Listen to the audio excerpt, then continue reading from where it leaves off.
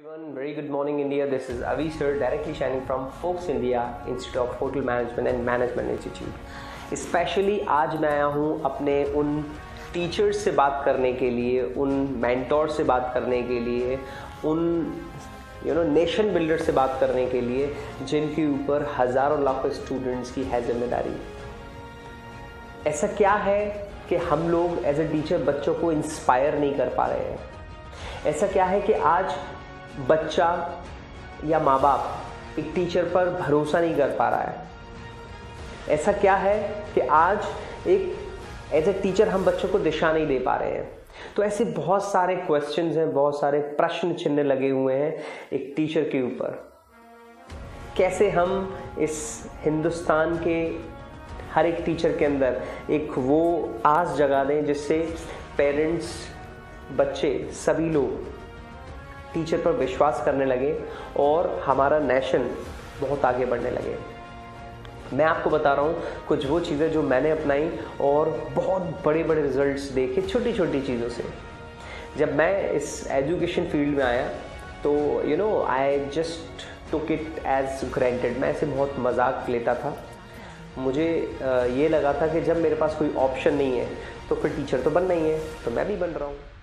तो वो पूछते हैं मेरे से कि Avinash, why did you choose this teaching?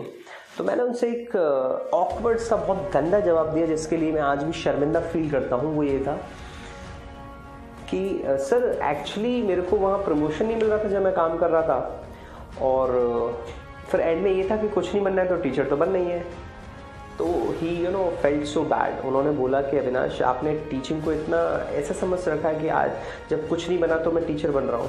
तो ये भी एक सौभाग्य की बात है टीचर बनना, क्योंकि उन्होंने मेरे को समझाना शुरू किया कि आज तो बोल दिया, आज के बाद बोलना नहीं। आप भी आज इतना प्राउडली कुछ करने जा रहे हो या कुछ कर रहे हो लाइफ में टीचिंग के अलावा, तो कहीं ना कहीं वो किसी न किसी mentor, as a guide, as a teacher, as a trainer, वो एक टीचर ही है जिन्होंने आज आपको ये सब दे दिया है।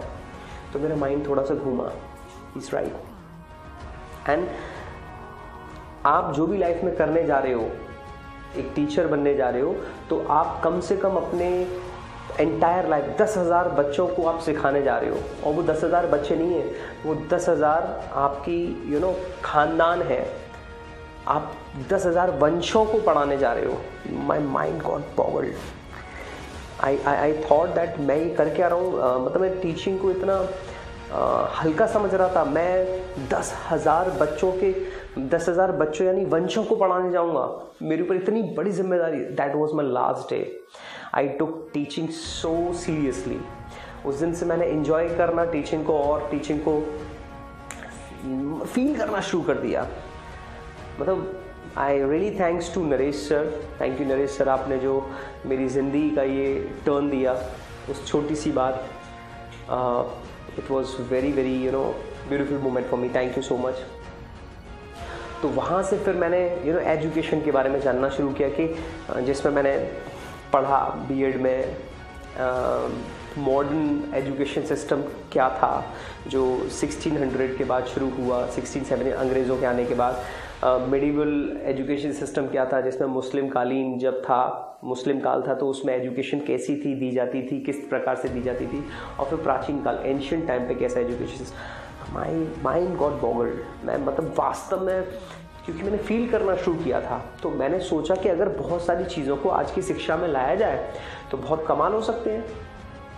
तो ये अकेला मैं ही नहीं, मेरे साथ और भी बच्चे थे या और भी लोग हैं जिन्होंने किया, लेकिन मैं अपना एक्सपीरियंस आपको बता रहा हूँ। मुझे ऐसा लगा कि अगर आज प्रेजेंट सिचुएशन को पुरानी सिचुएशन से कुछ चीज़ें निकाल करके लाई जाए, क्योंकि they are good to use. आज वो चीज़ नहीं है जो हम यूज़ कर सकते हैं और बहुत सारे बदलाव ला सकते हैं। तो मैं सबसे पहला तो मैंने एक प्रण लिया कि मैं गुरुकुल शिक्षा प्रणाली को लेकर के आऊँगा, जिसमें एक गुरु अकेला होने के बावजूद कई सारे कमज़ोर बच्चों को भी होशियार कर देता था। ये सबसे पहला अनुभव था मेरा, जो मैंने सबसे पहले पढ़ा, और यही आज मेरी लाइफ का, मेरे स्कूल कॉलेज का सबसे बड़ा गेम चेंजिंग प्रोसेस साबित हुआ। इसमें ये था कि एक गुरु जो अपने होशियार बच्चों, जिनको होशियार कर चुका है, उनकी मदद से वो वीक बच्चों के बच्चों को और इम्प्रूव कर पाते थे। वो प्रत्येक अच्छे बच्चों को वो रिस्पॉन्सिबिलिटी देते थे कि आप इन 5 बच्चों को जो आपको आता है उनका प्रैक्टिस कराएंगे, उनको समझाएंगे, उनका रिविजन कराएंगे।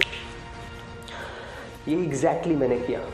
Mind blowing. ऐसी कई सारी चीज़ें हैं जिसमें से मुझे ये समझ में आया सबसे पहले कि कभी भी स्कूल जो बच्चा आता है या माँ बाप जो भेजते हैं वो कभी भी सब्जेक्ट सीखने के लिए नहीं भेजते हैं। आप देखना, वो कभी भी पेरेंट्स जो आपसे कंप्लेंट करेंगे पेरेंट टीचर्स मीटिंग में, वो ये नहीं करने वाले हैं कि मेरा बच्चा ये नहीं पढ़ता है। वो सबसे पहले ये बात करते हैं ज़्यादातर पेरेंट, ये मेरी बात नहीं मानता है, ये घर में ढंग से काम नहीं करता है, ये घर के काम नहीं करता है, ये मम्मी से ढंग से बात नहीं करता है, भाई बहन लड़ते हैं। तो आप मुझे एक चीज़ बताइए, सब्जेक्ट से ज़्यादा ज़रूरी बच्चे का बिहेवियर चेंज करना है। और बच्चे का बिहेवियर चेंज तब होता है जब वो ऐसा बिहेवियर करते हुए किसी को देखता है। चलिए मैं मानता हूँ घर में मम्मी पापा नहीं चेंज कर पाते हैं बिहेवियर, क्योंकि वो अपने काम में इतने व्यस्त होते हैं, ध्यान नहीं दे पाते हैं। लेकिन अगर टीचर अगर इंस्पायरिंग है, टीचर अगर अपने बिहेवियर पर वर्कआउट कर रहा है, एज ए टीचर अगर आप अपने आप पर वर्कआउट कर रहे हैं, मैं चैलेंज कर रहा हूँ, हर एक बच्चे को आप इंस्पायर कर सकते हैं। बच्चा आपकी बात मानेगा, क्योंकि आपने अगर बोल दिया 1 और 1 11, तो 1 और 1 11। ज़िंदगी भर उसके पापा चेंज करवाते रहेंगे, मम्मी चाहिए, लेकिन उसके लिए आपने बोल दिया है तो वो सर्वसत्य है। और एक टीचर की बात अगर बच्चा इतने दिल पे ले लेता है तो हमारी जिम्मेदारी बनती है अपने आप को इतना ज़्यादा प्रिपेयर करें, अपने आप को इतना ज़्यादा प्रिपेयर करें, चाहे वो अपने सब्जेक्ट को लेकर, अपनी पर्सनैलिटी को लेकर, अपने ड्रेसअप, अपने बात करने के तरीके को लेकर, अपने उठने चलने, सब चीज़ को लेकर, जो कि आज हमारे हिंदुस्तान के टीचरों में कमी है। मैं रिक्वेस्ट करूँगा हाथ जोड़ करके, ज़्यादा से ज़्यादा टीचर पर्सनैलिटी पे वर्कआउट करें, बिहेवियर पे वर्कआउट करें। क्यों? क्योंकि हम लोगों से देख कर के बच्चा सीखेगा। जब बच्चा ये सीखेगा तो कहीं ना कहीं ये जो कमी है बिहेवियर वाली, वो ख़त्म होगी। तो यहाँ मैं आपको 2 चीज़ें बता चुका हूँ ओवरऑल। सबसे पहले तो तैयारी करें, समझें कि आप टीचिंग लाइन में हैं क्यों, आप टीचर बने क्यों हैं।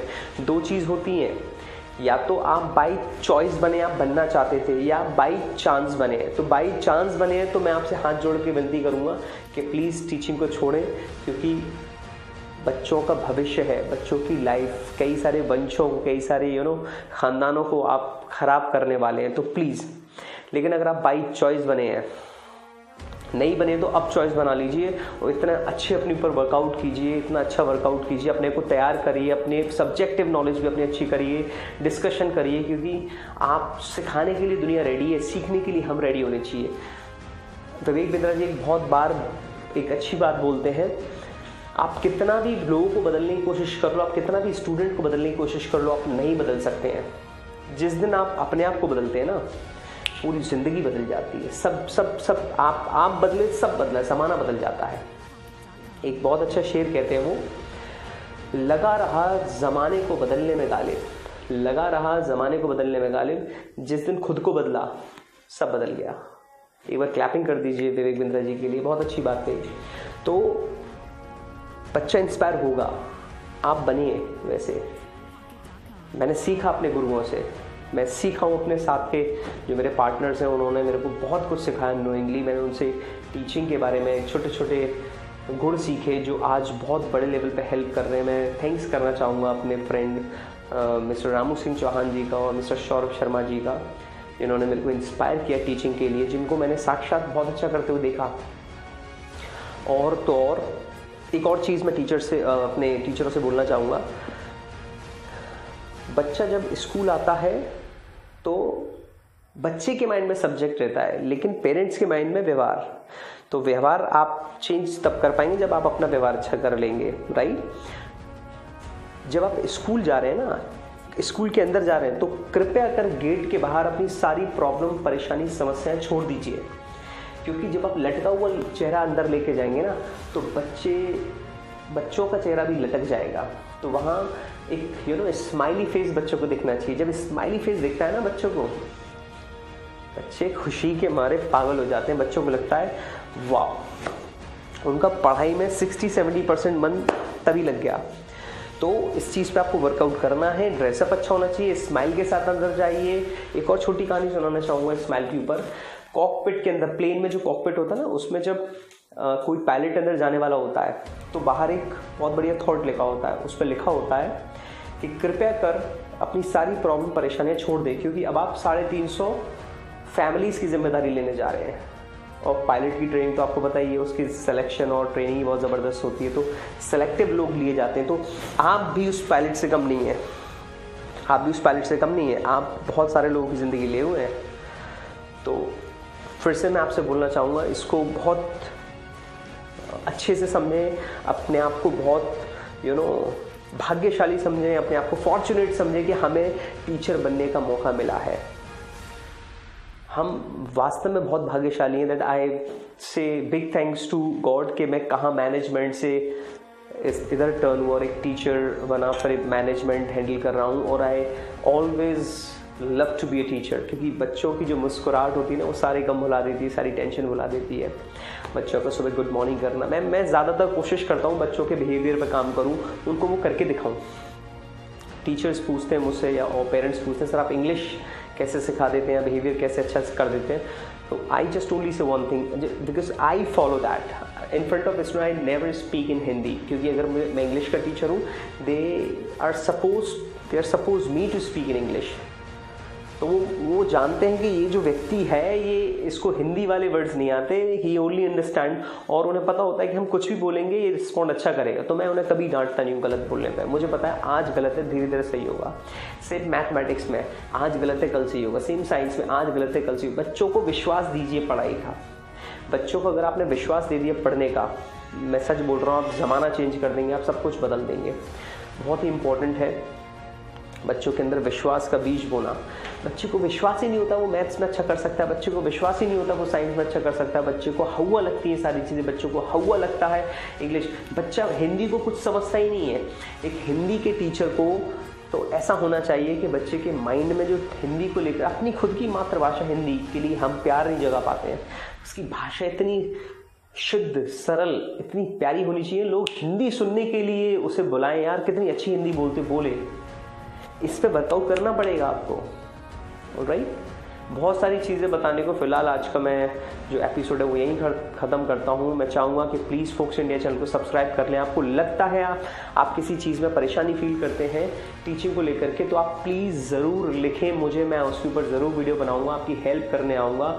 आपको बहुत कुछ हेल्प करने वाला हूँ, क्योंकि मेरे गुरुओं ने मेरे ऊपर बहुत काम किया और आज भी वो मेरे को मदद करते आ रहे हैं। तो मेरी भी एक ड्यूटी बनती है, मैं आपको सभी टीचर्स को जो मुझे आता है मैं आपको सही तरीके से बता पाऊँ। सब्सक्राइब कर लीजिए चैनल को, और अगर आप पर्सनल बात करना चाहते हैं ऊपर दिए गए नंबर पर काउंसलर से बोलिए, वो आपको बता देंगी टाइम। उस टाइम पे मैं खुद कॉल करूँगा, आप अगर नंबर उन्हें दे देंगे तो। मिलते हैं नेक्स्ट एपिसोड में। Bye, take care.